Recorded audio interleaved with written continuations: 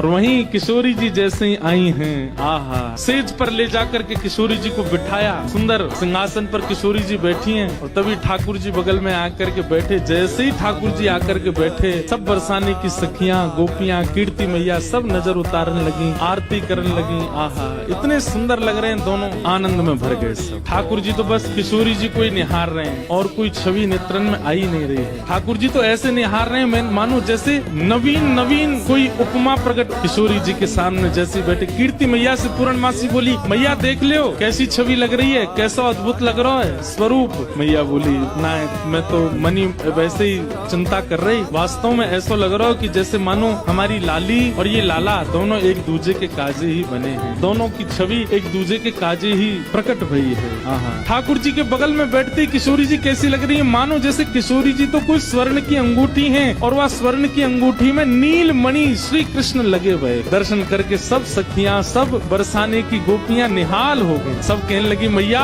अब तो तुम मुहूर्त मत करवाओ, अब तो तुम कोई की प्रतीक्षा मत करो, ब्याह कर ही दो, आज लाला सही हाथ पड़ गयो आगे। कीर्ति मैया मनी मन विचार कर रही, बोले विवाह तो मन में तो है ही चुको, मन में तो सबके भामर पड़ गई है ठाकुर जी की और किशोरी जी की। ठाकुर जी से सब लोग बोलने लगे, बोले देखो रूप में सुंदर है वे ते काम नहीं बनेगो, हमारी श्री जी के समान गुण है कि नहीं तुम्हारे अंदर। मनसुखा बोले देख लो, जो कहोगे हमारो लाला करके दिखाई देगो, सब करबे में निपुण है हमारो लाला। मनसुखा कहने लगा, लाला वंशी बजाए के दिखा दे इन लोगन। ठाकुर जी ने जैसे ही वेणुनाद अपने अधर पर धारण करी, वंशी अपनी कोमल उंगलियों से उसके चित्रों को आच्छादित करते हुए जैसे ही प्राण पिरोए वंशी में, आधे से ज्यादा जितनी सखियां वहां खड़ी थी सबको मूर्छा जैसी आने लग गई। जिन जिन पर किशोरी जी की दृष्टि पड़ रही थी केवल वो बची, बाकी सब तो जैसे मूर्छित होने लगी।